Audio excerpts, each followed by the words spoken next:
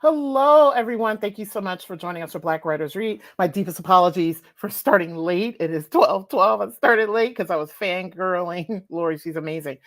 We've been following one another on social media for some time. So I hope you are excited about today's conversation as much as I am. So thank you so much for joining us this afternoon for episode 2 of season 5 of Black Writers Read. My name is Nicole Young Martin, and I'm the producer, host, and founder of this series. So much has happened over the past few weeks since we were last together.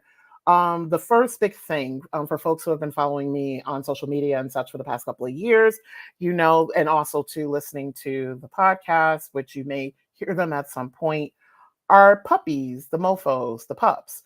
There were 3, now there are 2.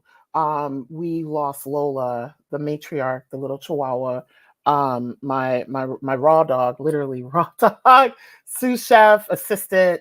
A couple of weeks ago, she was 15 years old. And so I just wanted to put that out there for folks. I haven't really done anything on social media to honor her yet because it's just been such a tough loss. So I wanted to share that with folks, for folks who have been following us. And then also something like, another really big happy news, exciting news. I'm excited to announce that Black Writers Read just received its first award. We are the recipient of the 2024 Black Podcasting Award for Best Literary Podcast. It means a lot to have gotten that honor.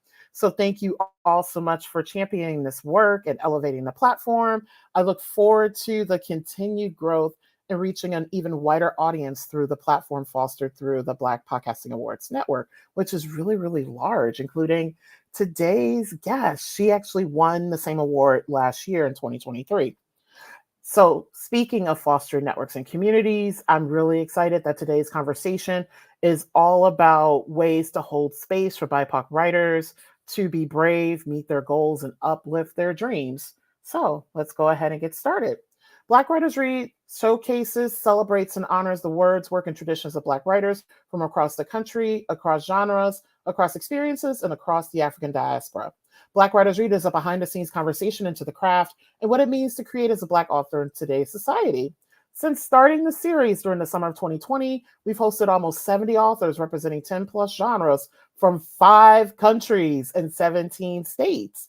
Our platform includes the live stream interviews, the audio podcasts, book clubs, and curriculum development assistance. Find us online at blackwritersread.com. Today, we are adding our 5th country to the roster. Today, we welcome Lori L. Tharps from Spain. Lori L. Tharps is an award-winning author, journalist, and educator, a self-described storytelling evangelist. I love that title so much. Tharps is a recognized voice in the areas of race, identity, politics, and African-American culture. She has written for the New York Times, the Washington Post, the Philadelphia Inquirer, Glamour, and Essence magazines, among others. Like I said, I want to follow in some footsteps here. In 2021, Tharps moved with her husband and children to the south of Spain, where she launched Read, which is REED, Write and Create, a podcast and platform that celebrates and supports BIPoC stories and storytellers with content, coaching, and community. The Read, Write, and Create podcast was named Best Literary Podcast by the Black Podcasting Awards in 2023. A graduate of Columbia University's Graduate School of Journalism, Tharps is the author of 3 critically acclaimed nonfiction books: Hair Story, Untangling the Roots of Black Hair in America, Kinky Gazpacho, Life, Love in Spain, and Same Family, Different Colors, Confronting Colorism in America's Diverse Families. Tharps also penned the novel Substitute Me. Tharps also works as a book coach and collaborator with celebrities and public figures, and has written 4 books in this role, including The Redemption of Bobby Love and I Wasn't Supposed to Be Here. Both of these titles began as posts on the popular Humans of New York Instagram feed. Today, Lori and I will chat about her work, highlighting the offerings under the Read, Write, and Create platform. The Read, Write, and Create platform provides multiple opportunities for writers to receive a range of support, including the blog, the podcast, and the sanctuary. The blog offers inspiring literary content that is actionable, educational, and entertaining. Topics include publishing, book reviews, writing, creativity, and mindset tips, literary tourism, and profiles of BIPoC literary legends. Through the Read, Write, and Create podcast, Lori shares bite-sized creative writing coaching sessions and interviews with successful BIPoC writers to motivate and inspire other writers wherever they are on their journey. The Read, Write, and Create Sanctuary is a private, global membership community for BIPoC women writers who take their writing life seriously, bringing together BIPoC women writers who are ready to dedicate themselves to achieving their writing goals. This community prepares writers to get paid, get published, and make an impact with their words. The sanctuary supports and celebrates community members through the entire process of the publication journey, writing, publishing, and promotion with the resources they need to achieve success. Learn more about Lori and her work at, I'm going to bring it up right here, Read, Write, and Create on Instagram and online at readwriteandcreate.com. For those who are new to Black Writers Read, here's the format of our show. Lori and I will chat about her work. If time remains at the end of the conversation, we'll open it up to question and answer with those of us who are joining today. We have viewers joining us from YouTube and Facebook. If you have a question, please feel free to enter it in the comment section on the platform where you're joining us from today. I will compile the questions and either pose them to our guests during the conversation or following our chat. So I'd now like to bring Lori to the virtual stage. Good evening. Hello, Nicole. I'm so happy to be here. Yeah, I'm so happy to have you, which it's 6 o'clock where you are. And Correct. is the sun still out? Because there's really good lighting in your office. The sun is actually out, but that's mostly my ring light. But the sun is out and will be out. That's what I love being in the south of Spain. It gets late. I mean, it gets dark. I mean, in the summer, it's not dark until 10 o'clock at night. So it's lovely. It's lovely. Nice, because here in Connecticut, it's now getting dark. It's like pitch black at 7 o'clock at night. And I'm like, how? It's September. How is this happening? Yeah, so let's go ahead and get the conversation started. So I want to open up today's conversation with, I would love to know the origin story of Read, Write, and Create. What is your mission through this work and why did it emerge when it did? All right. So I guess I'll start by saying that one, I've always loved writing. I've been a writer since I was 8 years old, and my mom bought me an antique Remington typewriter, and I fell in love with the written word. And I mean, even though I went through other ideas, professionally, what I wanted to do, like I always knew I wanted to be a writer. That's kind of like I look back at my life and know that that was, fundamental. I also wanted to be a mother. When I played as a child, I knew like I never worried about a husband, but I had 27 stuffed animals who I considered my babies. And I had a nanny, but no husband. I was a working woman with 27 children in my fantasies. And I think it's like I didn't really want 27 children, but the idea of like collecting people into community has also always been part of who I am. And once I, firmly adopted the identity as writer, all along my journey, I've been making writing communities for myself because I just always knew that I needed that support. And so fast forward to the end of my academic journey, I worked as a professor at Temple University for almost 15 years and lived in Philadelphia, lived a pretty normal life. I was a full-time professor. I had 3 kids, just regular life. But I also was a freelance writer working on my books as well. And I had created a writing community soon after I had moved to Philadelphia, which was approximately 15 years, before. Excuse me. Anyway, so I had started a writing community there. We met in my living room. We would have snacks. We would talk about we wouldn't read each other's work. We would talk about what we were doing to make a writing career. We would talk about creating a website. We would talk about, getting agents. We would talk about just the frustrations of keep going, all these different things. So we called it a support group. And it was the most fundamental thing for me to continue my writing career outside of my academic obligations, my 9 to 5, if you will. So when I moved to Spain in 2021, I knew that I was ready to make a fundamental shift where rather than writing on the side, I wanted writing to be my full-time gig, right? I wanted my life to be centered on creative writing and storytelling. And so I had to figure out what that would look like, because I wasn't, I didn't want to make the writing itself support me financially. But I did want to start writing more creatively. And so where I was again was, I need a community. I need a writing community for myself. But I also saw it as an opportunity to move from person who just needs community to person who has so much to give, having learned through my multiple years of work. And so, and also, sorry, there's one other aspect to this. Working in the United States, I fundamentally became very active in the DEI space because of my writing always having to do with race and identity, African American culture. And I never really signed up to be a DEI expert, but it became a de facto role that I took on willingly, because I thought, as a Black woman, like, I have responsibility to make the world a better place for my people, to make the world a better place in general. And so the majority of my work tended to be doing like workshops and trainings, trying to help white people not be racist or to understand their bias and their privilege, etc. And by the end of 2020, I was completely burnt out and frustrated with that work, because it didn't feel like I was moving the needle in any way, shape, or form. And that's just background to say, when I got to Spain, I really came here. I really upended my life saying, I'm going to change my life. I'm going to make everything about the things that bring me joy. I mean, I have to work, but I want to do the thing which I love the most, which is writing. And I don't want to make my writing tied to dismantling white supremacy, because that was dismantling my mental health, right? So I said, let me continue to do the work of making the world a better place, but let me center it around my joy, which is working with writers of color, helping them tell their stories and get those stories out into the world.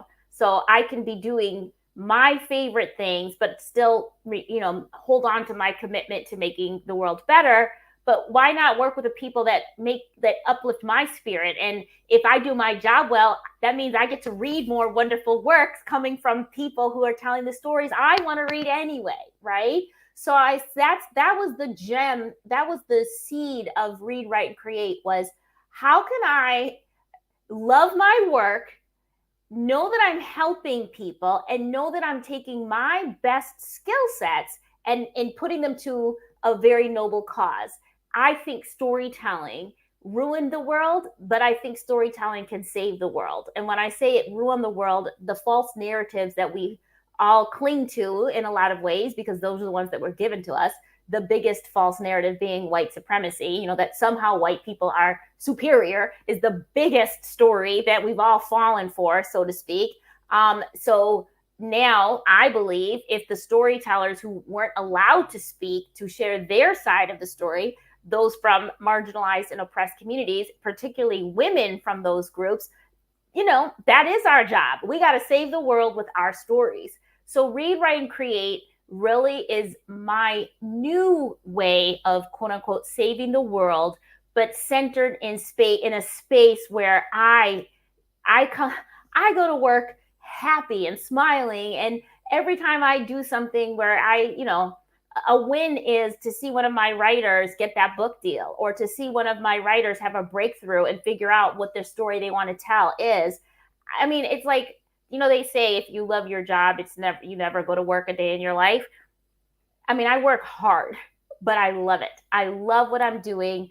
I love, again, being surrounded and having a life surrounded by stories and storytellers who are people of color. So Read, Write, and Create, that's the origin story of the whole umbrella. And little by little, I started adding pieces to it. Nice. So first, thank you for the background story on Philadelphia, because one of the things I noticed, and us following each other on social media, you're connected with a lot of writers from Philadelphia who have been on here before. And I was like, how do they know each other? Because I didn't realize you had the Philadelphia connection. And then second, you literally spelled out, and this is why I'm so excited even more so to be talking with you today, but also the fact that we found each other, that is literally my mission with education in terms of teaching. I specifically, when I have the choice to choose what I teach in my English and theater classes, I'm like, nope, I am teaching women of color authors. Like, I have fought tooth and nail to do that. And I literally said, I teach predominantly Black and Brown women and non binary folk. And I'm like, the stories I hear, and they all grew up in, like, predominantly in communities that have a lot of people that look like them. However, very specifically dis-resource, yes, I just made a word, dis-resource communities. And when I hear students, they're like, oh, I like when I first taught Their Eyes Are Watching God, I had students crying to me. They were like, I have never read anything by a Black female author, nor have I seen a story with somebody that looks like me. And I'm like, huh? And I teach non-traditional students mainly. And so I'm getting students in their 40s and their 50s. And I'm like, hold up. How is this possible? I'm like, how have you not? But then I'm like, oh, wait, I see your school system. I get it. And this goes back to the whole notion of how white supremacy rules. And thank you for calling it out using that particular term, because some people lean into dominant culture. But no, I'm going to need you to say exactly what it is. It's whiteness and it's white supremacy. And I don't like when you frame it from dominant culture because it doesn't call out the thing that's there. So I just, again, fangirling. am just so excited that you exist and that you've made this your mission to kind of like help and support. Because also too, I wanted to mention, and we'll talk a little bit more about that later, I write my best in community. Like the play I won an award for, I had 2 script advisors, I had faculty working with me, I did readings and got feedback. And I realized I do my best writing when I work with others, but also I come from a very collaborative tradition. I have training in theater and music, so it's like I've learned in these very collaborative art spaces. I'm gonna save that question because it's for later. So and my apologies if I end up skipping around because I'm so excited to have you here today. So the next question I have for you is, so your platform originally started as Read, READ, Write and Create, to now Read, REED, Write and Create. So I would love for you to share with the Black Writers Read community why that particular choice. Well, it's funny because it really came down, it was a forced change when it came down to trademarking. I can't even remember exactly why, but I could not trademark READ, Write and Create. And I forget the exact reason. But I really liked my logo. I was really committed to the name because that's what we do. We read, we write, we create. That is, writers, like I very strongly believe, that we need to not separate these things, that writers are creators, we're creative people, and we must read, and that, it's a continuum. And again, I had thought really long and hard about that title, about what I wanted the umbrella for my work to be. And then my husband, who's not even a native English speaker, he's Spanish, but he's a linguist, he started to play around and we were talking, and he was like, well, what if you just change read? Like, he thought, can you change one of the words, the spelling or something? And we were just playing around, and he said, what about read, REED? And I happened to be reading this book called Papyrus. Is that what the book is called Papyrus, and it's the story of paper and the story of like the first books. And it's such a fascinating story. And the first paper came from the reed of the papyrus plant. So you need reed to make paper. And once they had the reeds, then they could write. And once they were writing, they were able to create stories, and that was the beginning of. And this how happened in Egypt. So it's Africa. Yeah, it's Africa, but really that is where this papyrus trade started, and people could start writing their stories down and then shipping them all over the world on these papyrus scrolls. So my tagline for Read, Write, and Create has always been, we help BIPoC writers get their stories out of their head and into the world. And that saga begins with people from Africa getting the reed plant, turning it into papyrus, getting their stories down, and then being able to the idea that you could take your ideas of spirituality, how the world works, politics, and spreading it all over the world. I just thought, well, I'm going to change the E to EE to read, because I want to invoke that ancestral story of storytelling, of the power of where we began to where we are today. And I was very much obsessed with that book at the time, because I was like, oh my gosh, this is divinely inspired. The reed is the beginning of paper and the beginning of storytelling. It makes so much sense. So that is actually why we made the change. So what started as just a kind of a way to work around trademark became, to me, the essence of how I see our people of color, being foundational in this idea of spreading stories and spreading ideas. Thank you. And also, I didn't realize papyrus meant paper, because I see it as a font all the time, and I'm thinking I knew it had something to do with writing, but I didn't know specifically with paper. Yeah, it's the reed. So there's a particular papyrus. The papyrus plant there's lots of different types of papyrus, right? But this particular papyrus that grows on the banks of the Nile River, it was like a game changer. It was like having gold growing up by the side of the river, because all of these different cultures wanted to spread their knowledge. And people were collecting, the Library of Alexandria in Egypt, the pharaoh was collecting, he had people going all around the world to collect books, which were scrolls, papyrus scrolls.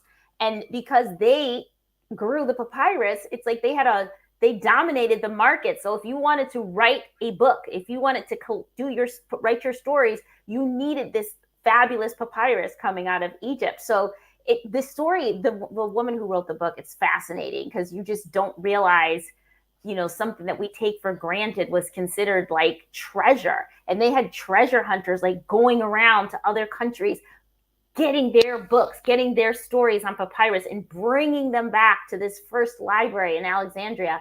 And it's like, wow, that is incredible. And it all was because of this invention of the papyrus. And even today, you can still go to Egypt, and they'll show you how they take the plant and bang it and flatten and turn it into papyrus, and you can dry it in the sun and then write on it. I mean, now paper is different. They don't make paper out of this plant anymore, but they still make it, for tourists. But it just to me, I'm such a geek about writing and storytelling. It feels so exciting to me to again pull the connections back to the original writers and storytellers, and how, again, if you had to rely on oral storytelling, it can only go so far. But if you can put your story on paper, it can go everywhere around the world. And that's what was so significant about papyrus. And it all starts with the reed plant. So that's why. Yes, thank you so much for that. I think this leads us so well into our next question in terms of understanding the origins of things. Prior to having our guests on Black Writers Read, we ask each of them why they write. Here's what you offered. I am a storytelling evangelist, and I believe storytelling will save the world. My writing is my contribution to fixing this broken world, even if that fix is simply bringing joy and hope to another human being. That said, my writing is written in service to my people, Black people, whose stories have been undervalued and overlooked in this modern world. My words are written to undo the erasure and lies that have been wrought by white supremacy. So, how does your own personal story, because I know you've written a significant, you literally have a canon of your own. How does your own personal story and work as a writer inform your work through the read, write, and create platform? Yes. So, as I mentioned before, I have, I was raised with, I mean, we were not privileged. I mean, we struggled with money. Like, I don't ever think of myself as being, financially privileged, but I certainly grew up with privilege in a lot of ways. And because of that, I I understood as a Black person that I had to use whatever education that my parents sacrificed to give me, etc., to make the world a better place for Black people. Like, that was just in my DNA. Not that I had to, be an activist per se, but that somehow whatever I was doing, like, I had to do something, right? And so I also, though, grew up in Wisconsin, and I lived in Milwaukee, which is consistently ranked as one of the most segregated cities in America from the time I was born until today. It's still up there at the top of the list. And so, as a reader, I was a voracious reader as a child. I honestly don't remember reading any books by Black authors until I was at least in my teens, but not significantly until I was in my mid 20s and moved to New York and was exposed to like the Brooklyn Public Library and I was like, I would literally walk through the stacks and look at the author photos and be like, I'll take that book, like, because it was so new to me to find Black authors. And if I couldn't find a Black author, I would read a brown author. And if I couldn't find a brown author, I find a mix, like, I was just like, not white authors, because I read so voraciously from a child to my early 20s. Like, I feel like my head was stuffed with white authors. And not that there's anything wrong with white authors, but it was like an imbalance, and the same imbalance that's in the world today, because the publishing industry is still so dominated by a white aesthetic, a white like idea of what is good literature, right? So as a writer, I started in journalism. My writing career began as a journalist. That's what I was trained to do, and that's what I did for a very long time. I still consider myself a journalist, but as a journalist, I really, wanted to write stories that centered Black people in ways that they weren't often talked about, which is basically in positive ways, or in ways where you saw them in places that you didn't normally. So I love to do stories about, a Black person living abroad, or about a Black scuba diver. I never wrote a story about a Black scuba diver, but I'm saying, if there was a Black scuba diver, that's the story I wanted to tell. And when I worked at traditional magazines, I was often given the Black story, which, I had that fight of like, are you just giving this to me because I'm Black? But at the same time, I recognized I'd probably write a better version of that story than Claire, down the hall or something like that. So I really took it to heart that my job was to tell Black stories as diverse, as the most diverse Black stories that I could find, to, again, change the narrative. Because growing up, again, in addition to only reading white authors, I also believed the narrative that, all Black people kind of evolved from slaves. And then Martin Luther King came around, somebody moved to Canada, we ran north, and, Barack Obama. Like, it was just this sad narrative, and I believed it. I didn't have anything to counter it with. Do you know what I mean? Even when I would meet people, once I moved to New York City, and my mind was literally blown by the expansiveness, these Black people are from California and they don't eat grits. What? I thought all Black people had the same food culture. Absolutely not. There's people over here in North Carolina who eat rice instead of, cornbread or something. And it was like, what? Mind blown, because I had such limited narratives.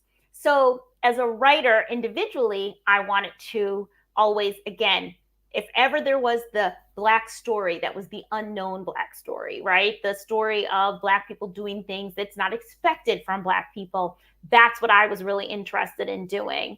And like my first book, Hair Story, it was taking the Black hair experience out of the realm of, oh, it's problematic, oh, it's ugly, oh, it's this, and showing the beauty and the diversity and the complexity of Black hair, you know, giving it the same treatment that other cultural touchstones in United States culture get.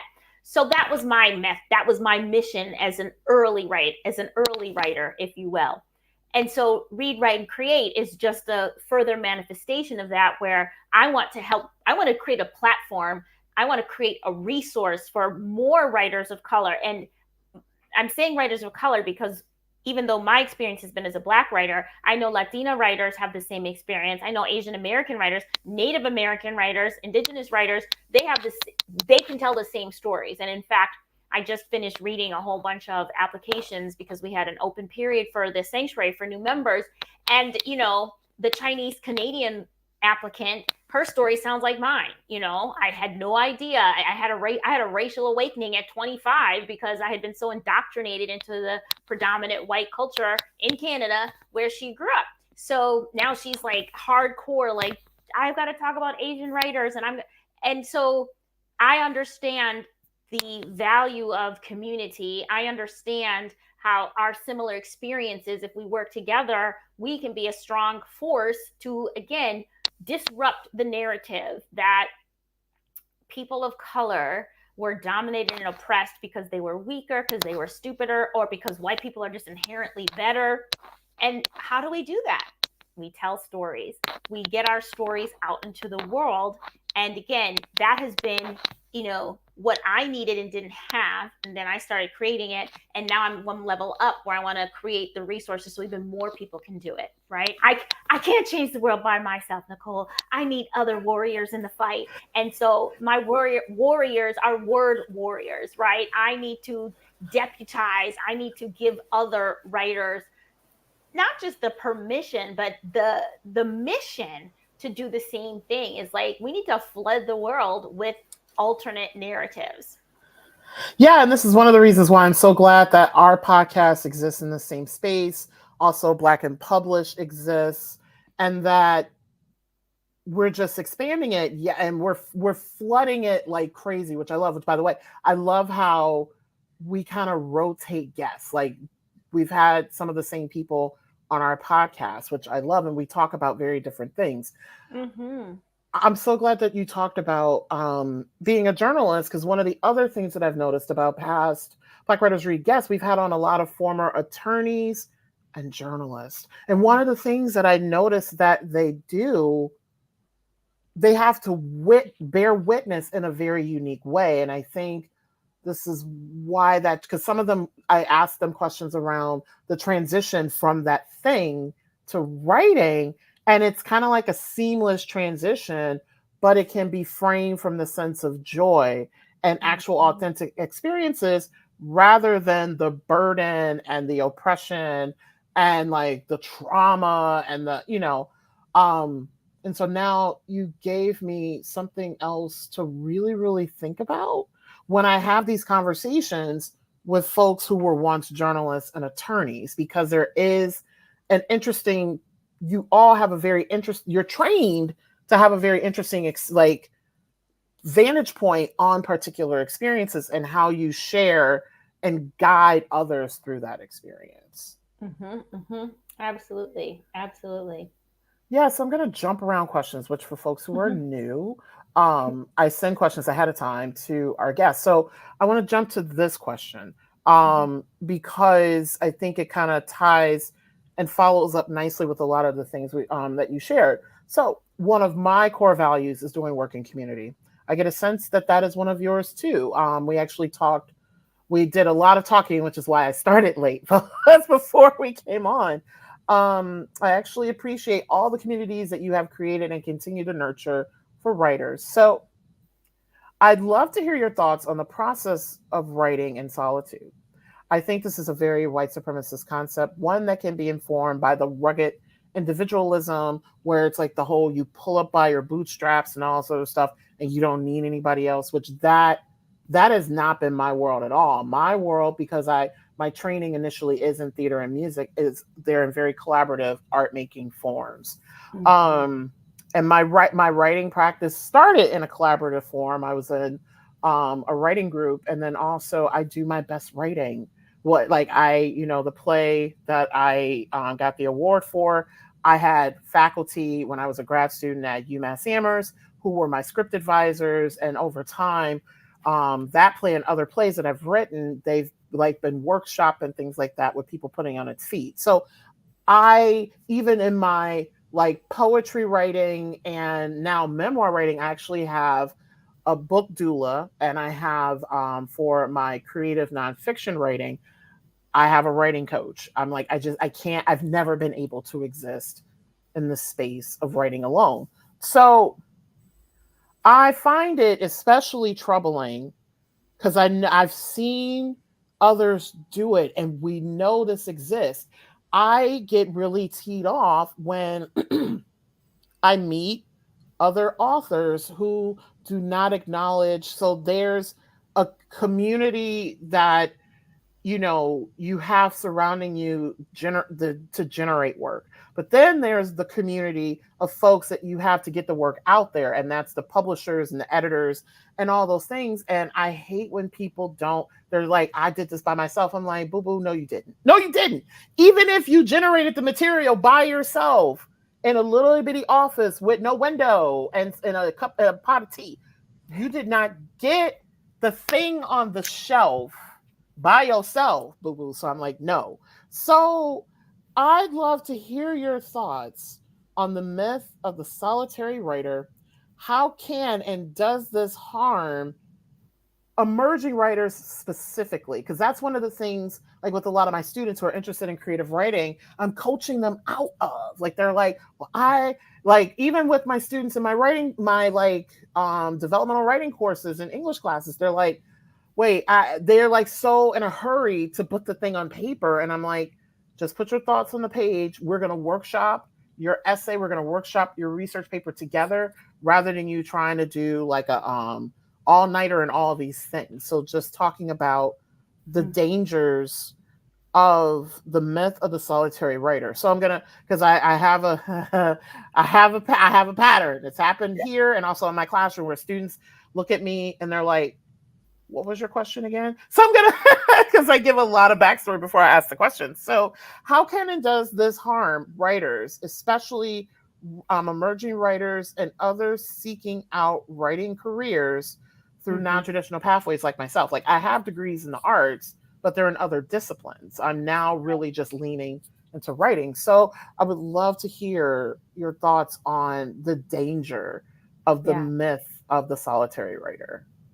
Yes. And again, because we're talking about writing new narratives, changing the narrative and the narrative of white supremacy, I'm not blaming this on white supremacy, but you were correct in that it is a very American narrative. This, individualism is very strong, in the United States.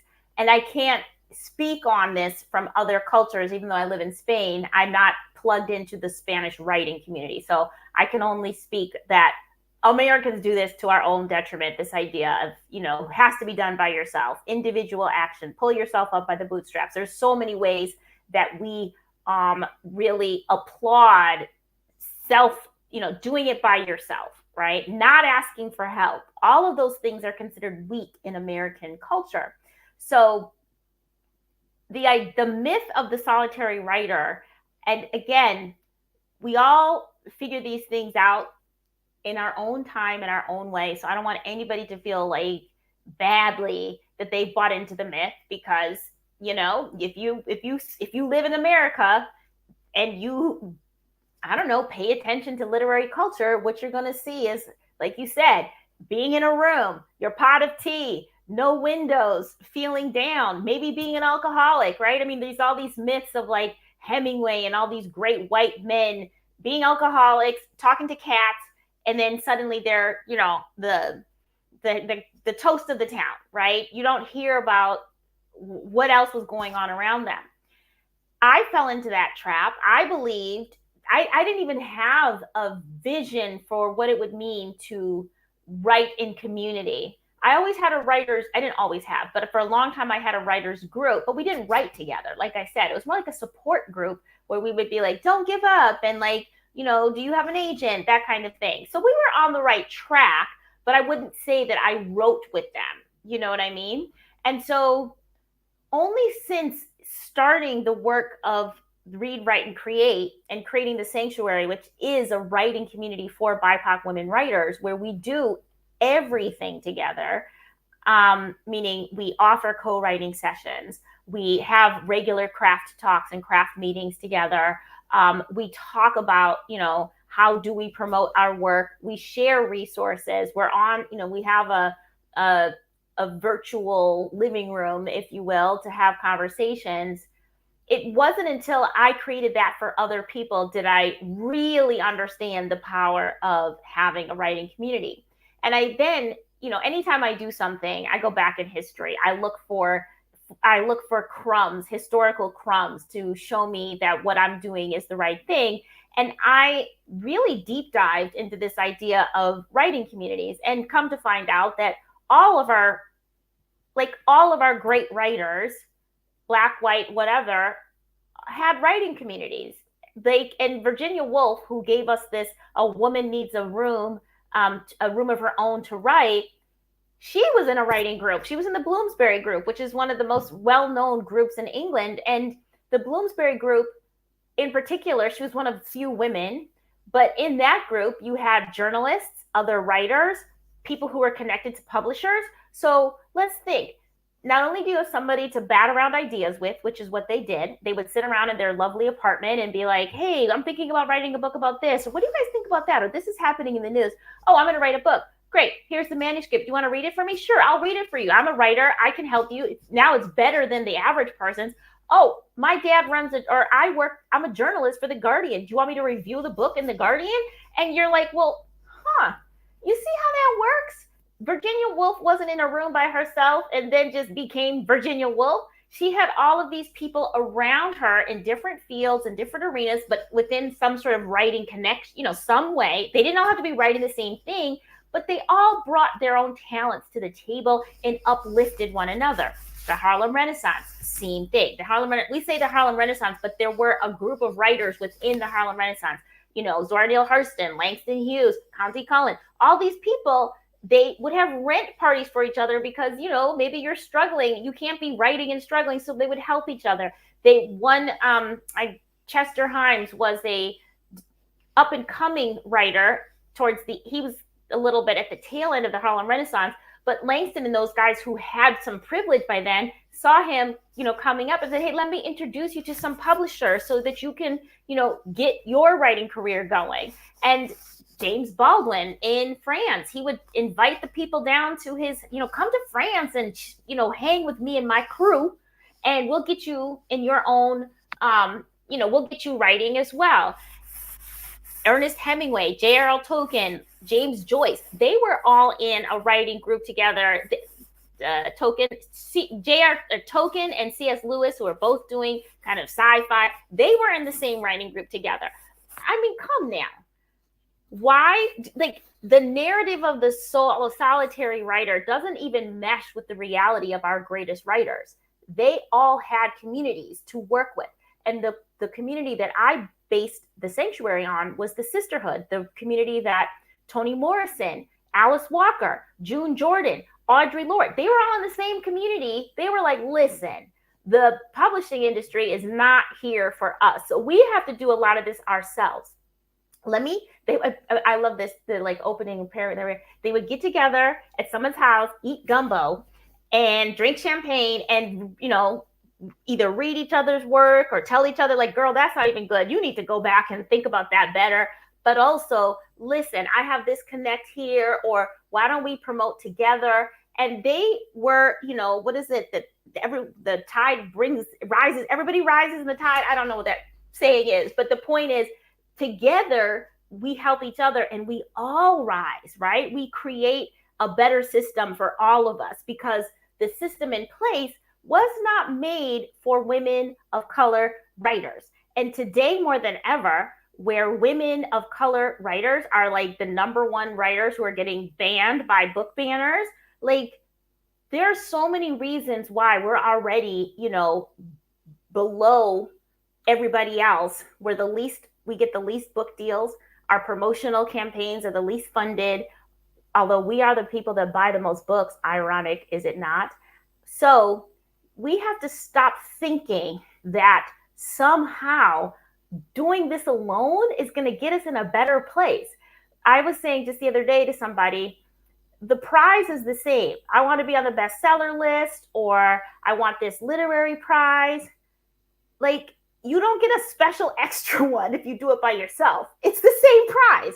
You're going to get the prize faster, easier, and with more joy with a community, with people cheering you on, with people sharing resources, with people helping you when you need help, maybe giving you the connect, with maybe if you have a community, they can help promote the book for you. Maybe they can write reviews for you. Maybe they can open 7 extra Goodreads accounts and make them all positive. And I'm just kidding. That's illegal, I think. I'm not even on Goodreads, but I'm kidding. But you know what I'm saying? You have a bunch of writers on your side. They can write reviews and put them everywhere. Do you know what I mean? Like, that's who I want on my team, is somebody when it comes down to it, because really, who buys, like, you don't know about a book unless you read about it somewhere or you heard about it somewhere. So if you have a community of fellow writers who are like, girl, we're going to all write book reviews for you. We're going to all put it on our Instagram pages. I run a podcast. I'll put you on my podcast. Like, that's where the writing experience becomes sustainable, because you have more than one someone behind you, and everybody brings their specialty to the table. Like I said, with the Bloomsbury group, one guy happened to work for the newspaper. So when one of the members had a book out, he'd be like, you want me to review it in the newspaper? Yeah. And the other person was like, I got a big old house. You want to have a party at my house? Yeah. Do you know what I mean? So that's what community can do. And when I look at my fellow writers, and they could be high-level writers, have won the awards, have done all the things, but when it comes time to promote their book, they're just flailing about, trying to figure out how to beat the algorithm on you pick the social media thing. And it's like, you should not come to the part where really make or break, like the promotion part, and be praying that the algorithm is going to be good to you. The publishing industry just does not promote in a way that's going to make you a bestseller. You've got to do it. They're like, do it yourself, or else we'll never support you again, which is, again, it's asinine. But this is the exact reason why I no longer try to change. Like, I don't try to change white people. I want to uplift Black people and other people of color to feel empowered. I want to create new systems that can go up against and prove that white supremacy and other kind of capitalistic systems aren't the only way to go, right? So instead of being like, we need to force the publishing industry to pay attention, we need to force the publishing industry to change their policies of only supporting an author for the first 6 weeks after a book comes out. That's like banging your head against the wall, right? On the other hand, why don't we take a lesson from, again, some of these other previous organizations, previous writing communities when Jim Crow was still in place? How did they get their books sold? Like, what other channels did they use? What did our good friends who did self-publishing in the 90s?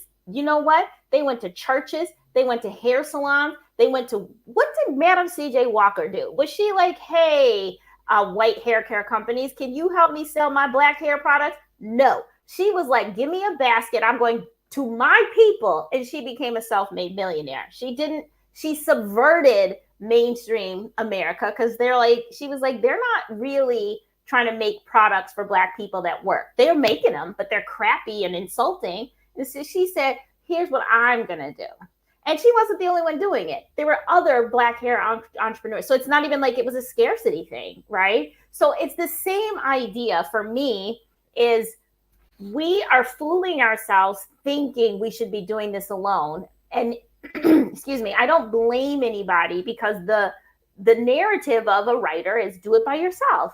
And you don't see you don't see the crowd behind them when they're up on the stage getting their award, or when they're on their book tour. You don't see the team behind them, like you said. And I don't think you need to say, I mean, I'm not saying you need to bring your posse with you every time you do a book signing or anything like that.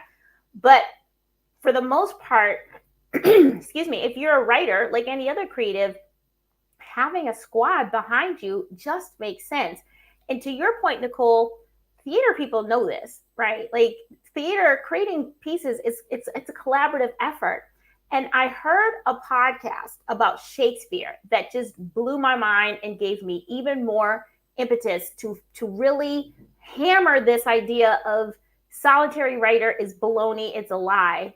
That this was a Shakespeare scholar who was explaining how Shakespeare came up, and he wrote plays, and he was writing plays the way everybody wrote plays in his time, and I guess that's the 1400s, right? Collaboratively. He had a troupe, and those guys would be like, all right, what are we gonna write about? How about we do this? And they'd be like, okay, Mercurio, what do you think? This guy, okay, how about this? How about we do this? And they would come up with these things. And this was so interesting. It was like he was known as the head of his little troupe, and he gained fame, but it was always like him and his troupe. Nobody thought it was just him doing what he was doing, because theater is a collaborative effort, right?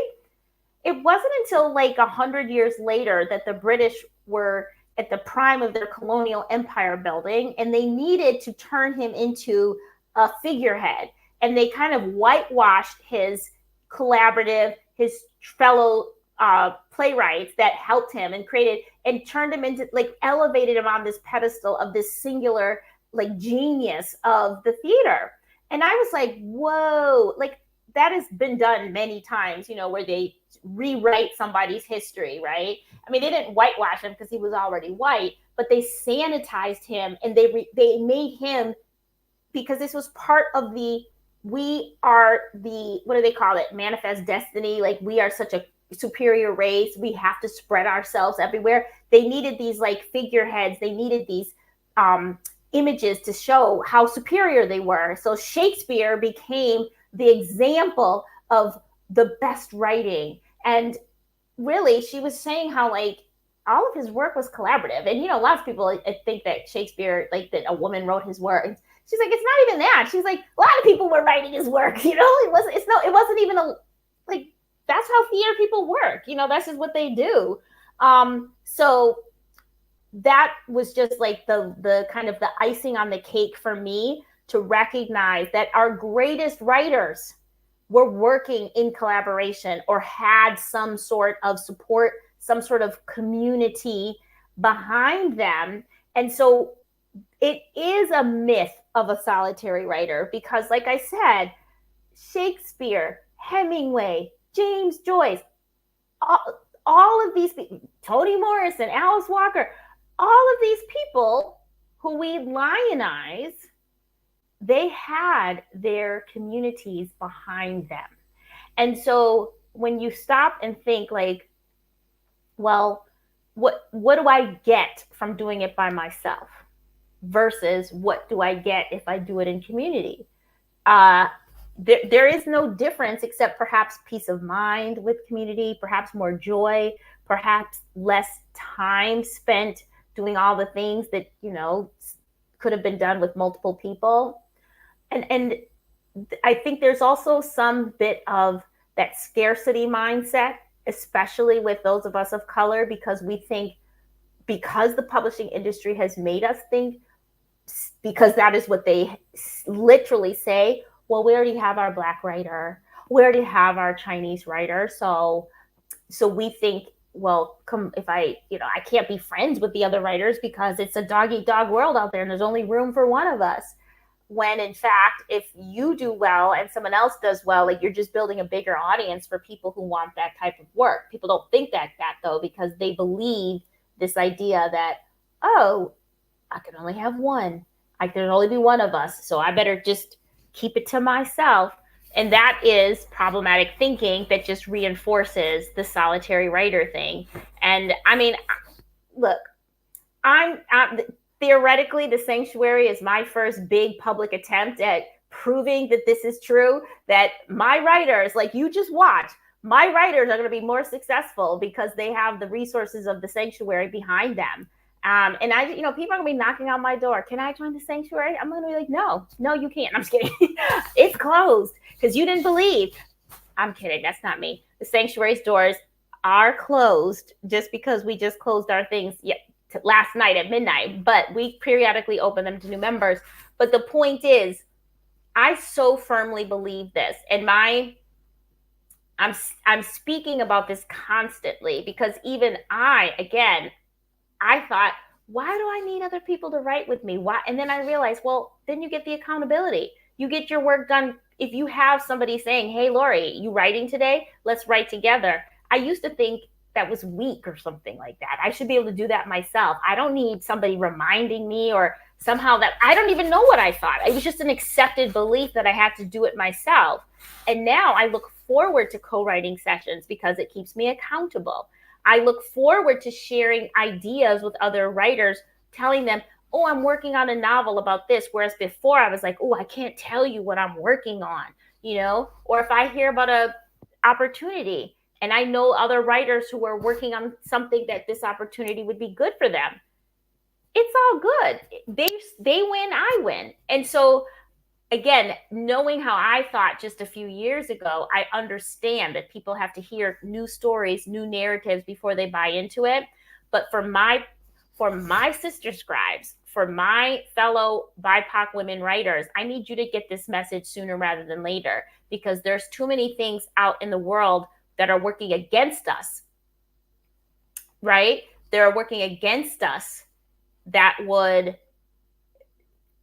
bring you down and you won't get your work out into the world. So that's why I'm a cheerleader. I'm an evangelist for writing in community for BIPoC women writers. Yeah. So this leads us into one of the reasons why we wanted to get together today. So the sanctuary. Can you share the beginnings of the sanctuary a little bit more and how it has evolved over the years? And then also, how can folks get involved? Like if you can share, because I also know that there's like a retreat that's offered through this process. So like once you reopen applications, how can folks get involved?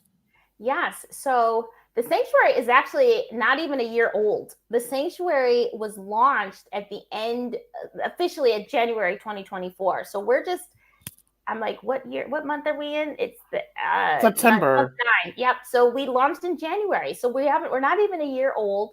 And like I said, so Read, Write, and Create began with the blog and the podcast, but I always knew I was going to create the community. I just didn't know when. And the other part was Read, Write, and Create as a brand is for all BIPoC writers.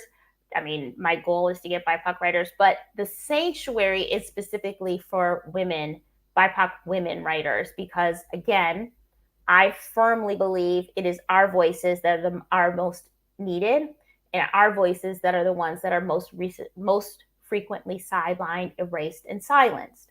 So that's my mission, my ministry, if you will. So the sanctuary is a community where BIPoC women writers come to be supported through the entirety of their writing journey. So we have support, resources, accountability for the actual writing, and we do co-writing sessions. We have craft workshops.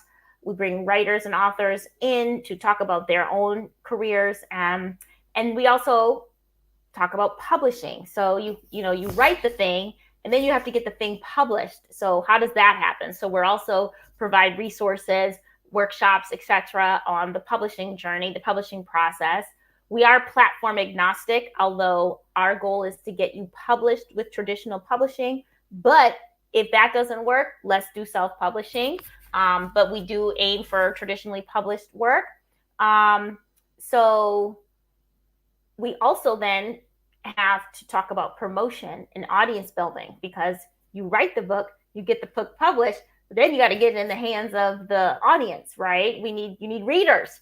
And so we, again, we pride ourselves on providing support for the entirety of the life cycle of a writer, not just helping them write, but helping them promote, helping them publish, etc.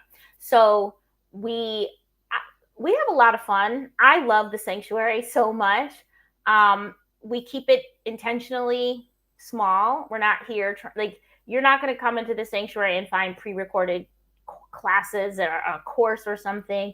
We are mostly live, but we do record our sessions because we have women from all over the world, multiple time zones. So most people can't attend everything live, but for the most part, everything is live, and then we'll just record it. We don't have pre-recorded anything. It's called the sanctuary because I really wanted, if I could just have a gigantic brownstone in the middle of the world so everybody could come and hang out on the pillows and have places to write, that's what it would look like. But we have to do it virtually. So we try to create a home-like atmosphere, if you will, within the virtual world. So, people are always talking, asking questions. We have specific feedback circles for different writers. So we have a poetry feedback circle, a memoir, novel and short story writers. We also have nonfiction writers. So basically the criteria to get into the sanctuary is you have to be looking to promote and publish your work. Like this is not an organization for people who don't know how to write but want to learn. We love all writers, but the content is made for those who are writers and want to continue to put their work out into the world. We have emerging, and we have women who have multiple books out, and we have women who haven't written a single book or even an official article, but they are working towards getting their work published.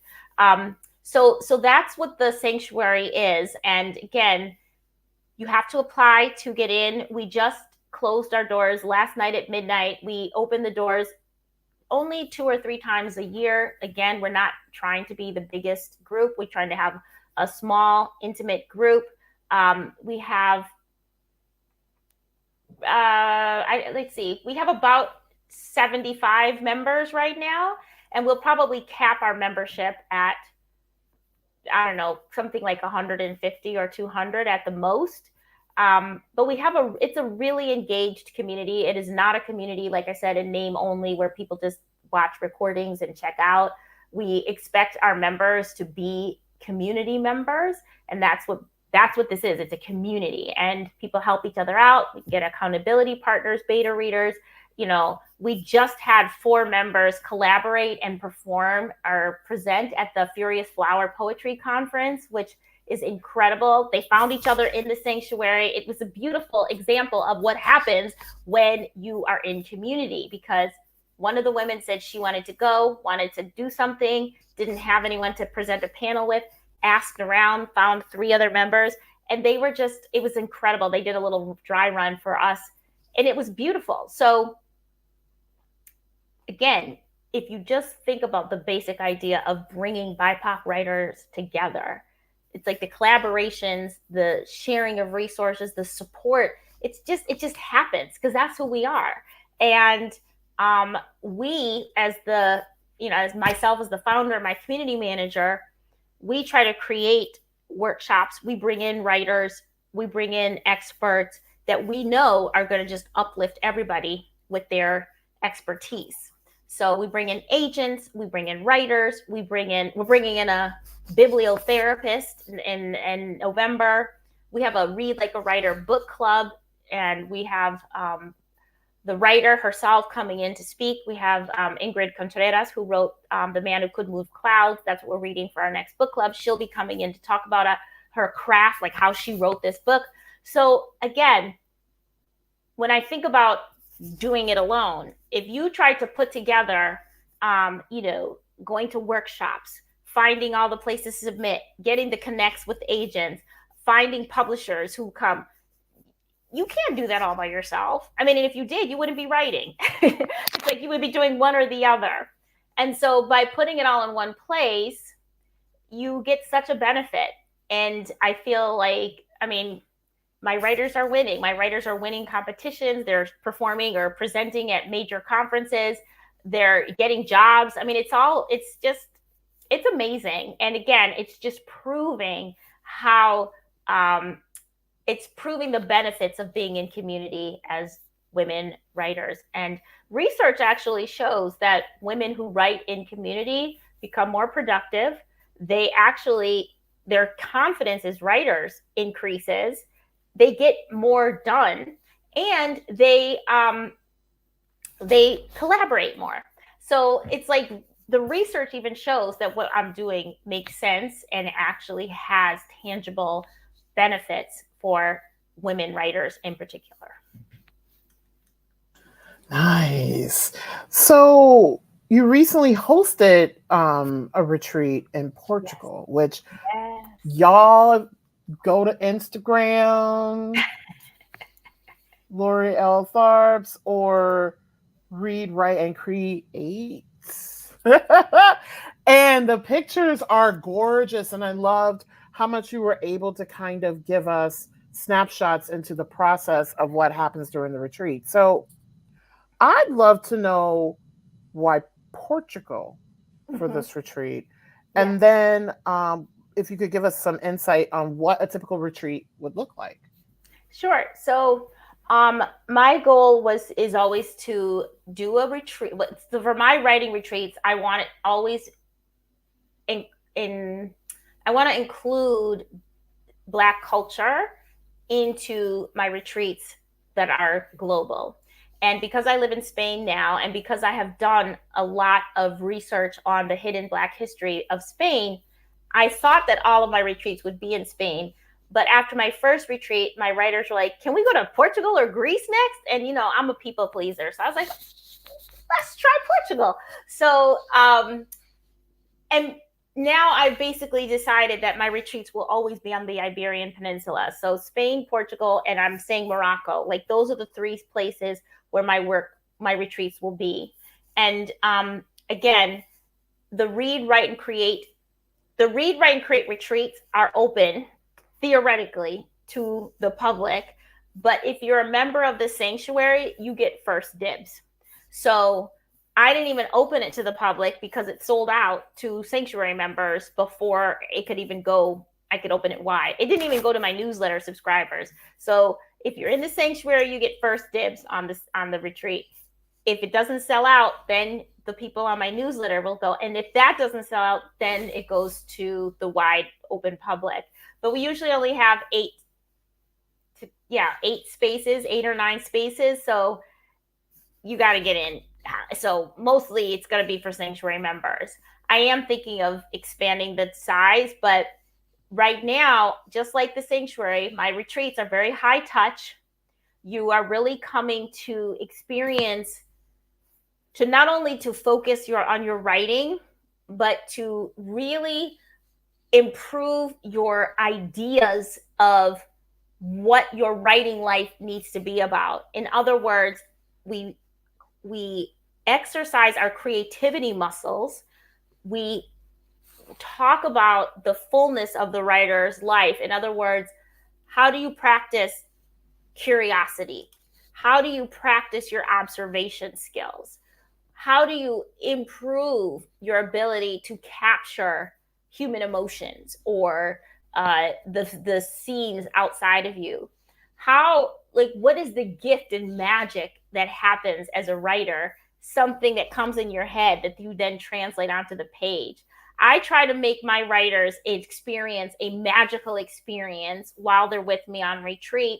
And I also try to help them remember the historical relevance of them being storytellers, as them being the ones who are continuing with this tradition of storytelling as people from, let's say, the global majority cultures. I don't always have just Black people, but they're always my women of color, and they're only for women. That's a logistical thing. We usually are in one small house. Can't have men and women bunking up together. Like that would just be awkward. So, plus no one wants to share a bathroom like that. So our retreats are women only. But we usually do activities that are nothing to do with writing, but that open up your creative pathways. This year we did origami, we did weaving, we did we painted on rocks. Like, I always try to, again, I believe that if your creativity muscle is weak, your writing game is weak. And unfortunately, in our regular lives, we don't always have the time or the inclination to just practice to play with things, to let our creativity run wild. So that's one of the main things that I try to incorporate in my retreats, Read, Write, and Create. This is why that title meant so much to me, because I truly believe that the writer's life must be a balance of reading, writing, and creating. I myself started to play the ukulele. I decided I have to have a different source of creative outlet. And so when I moved to Spain, I started taking ukulele lessons. And I discovered that I'm not the world's best ukulele player. It's very hard for me to read the music, but I can strum my chords. But what I love doing is writing songs. So I just asked my teacher, I'm like, please give me 3 easy chords so that I can write a song. And it's funny to see where your creativity comes out when you put yourself in different creative outlets. And so just seeing how I'm developing as a storyteller through my songwriting, which again, it's not like you don't want to hear my songs, but it just is another flow state for me that I then feel is contributing to my overall storytelling abilities. So that's the kind of energy I try to create during our retreats. And we will be having another retreat next year, most likely in the south of Spain. Nice. So another means of supporting writers that is a part of your practice is providing services as a book coach. Like, I love, we talked about this before we came on air. I learned when I was doing research on you that you worked with Ibtihaj Muhammad, the Olympic fencer, and I was like, oh, I love her. I have slated to like buy her book when it first came out, and also buy her Barbie doll. I want to support her so much. Yes. So, can you talk about how you support and mentor folks through this process, the types of genres you support through this service, and what skills from your career as a journalist and educator help to inform this work? Yes. So I'm so glad that you love Ibtihaj Muhammad. She is an incredibly inspirational human being. She's a fencer who wore hijab, the first American fencer, first American Olympian to compete wearing hijab. But basically, I never wanted to get into ghostwriting, as it's called. I don't even like that term, ghostwriting. I consider myself a collaborator, because ghostwriting really implies that you're somewhere in the background and don't count. And I always like to be credited on any books that I work on, because I am a writer and my contribution to this work, I feel, is important. And so, however, the world of ghostwriting is quite exciting, and there's a lot of need, particularly for people of color, to get into it, because more and more, once upon a time, nobody wanted to hear people of color, right? They didn't want their stories. They didn't believe that people of color read. Now that's changing, obviously. I mean, you look at the Will Smith biography or Jada Pinkett Smith biography or any other celebrity, whether they're a entertainer, a business person. There's what is his name? What's LeBron James's his agent, and Rich Paul, for example, his biography. Like, people want to know these stories, and these celebrities or public figures really want people of color to be their ghostwriters, because there's just something intrinsic about telling my life story and not having to explain some of these like cultural specifics, right? So I highly recommend any person of color who does have a journalism background, which is very useful, because essentially you're telling the story of this public figure, and you have to know some basic skills. How do you interview? How do you get your interview subject to speak, to tell you really what you want them to say and not clam up? Journalists have to be able to do that really well. You have to be a good observer, which again, the person might not be as self-actualized as you need them to be. So you, as the writer, have to know, well, what can I ask them that's going to really get them to open up and tell me this story. And again, ideally you will be having conversations with them in places that are significant to them. So even if they don't tell you their favorite color is blue, if you're sitting in their apartment and everything is blue, you can, start to make these observations, ask the right questions. So having a journalism background, I think, is the best background that you could have if you want to get into ghostwriting. And it's a whole world. There are agents and organizations and classes even that you can take to hone your skills.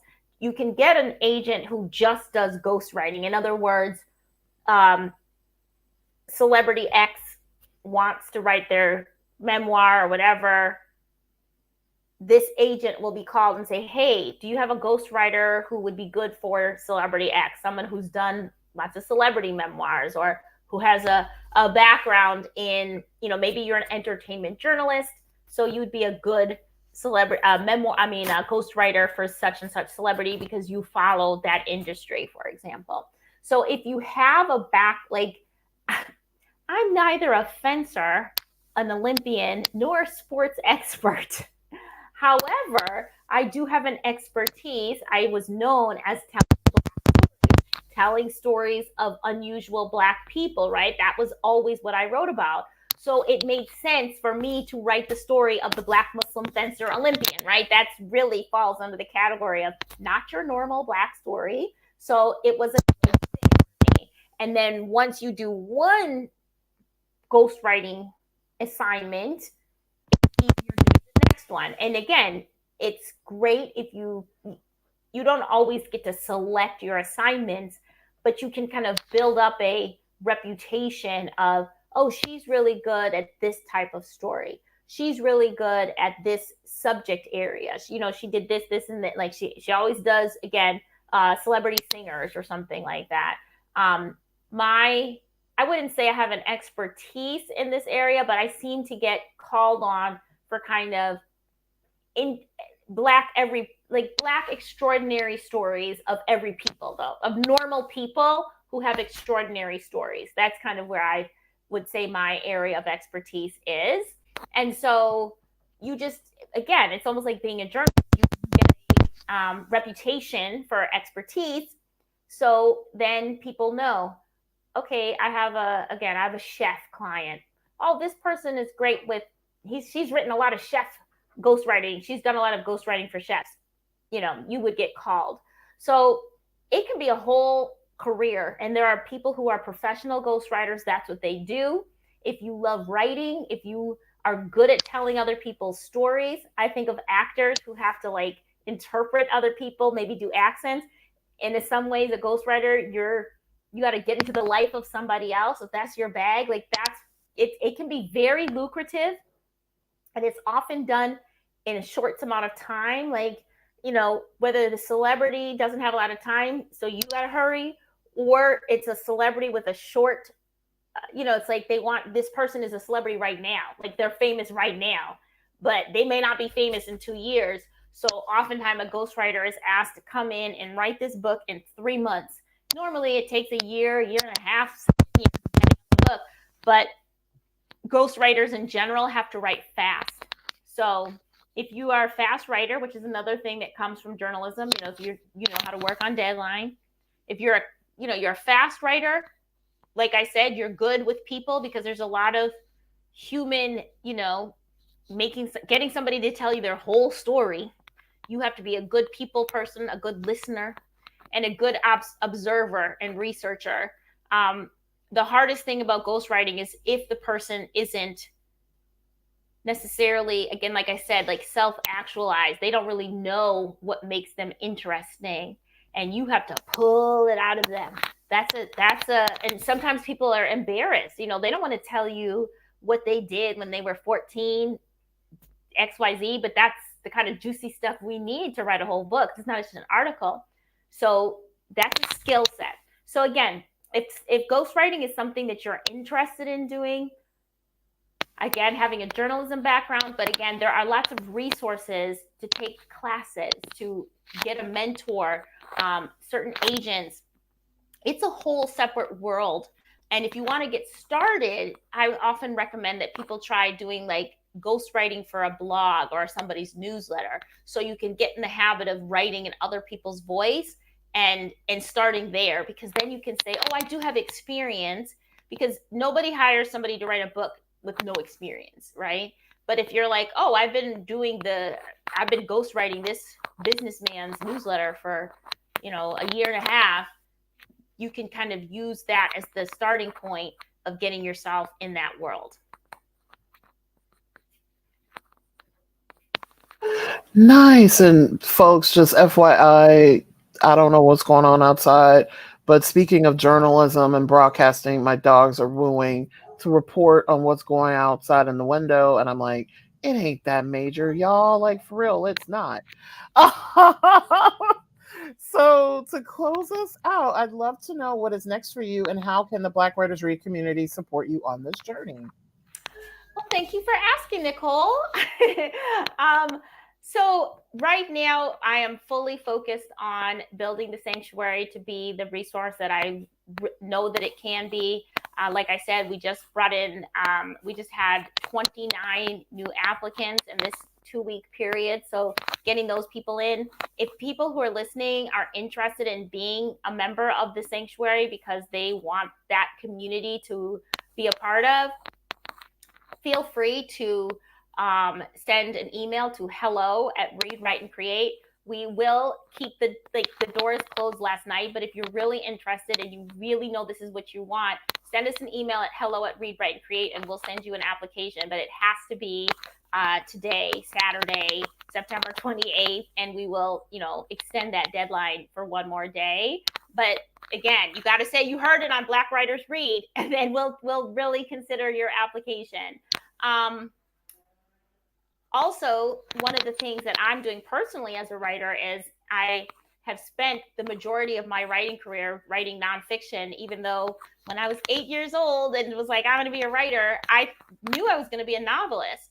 And I have written one novel called Substitute Me, which I think is delicious. It's about a white woman, career woman who has her first child, she and her husband, in New York City. And she has to hire a nanny to care for her child. And that's what the Substitute Me is. She's, hesitant to leave her baby, but, she really wants to keep moving up with her career as a publicist.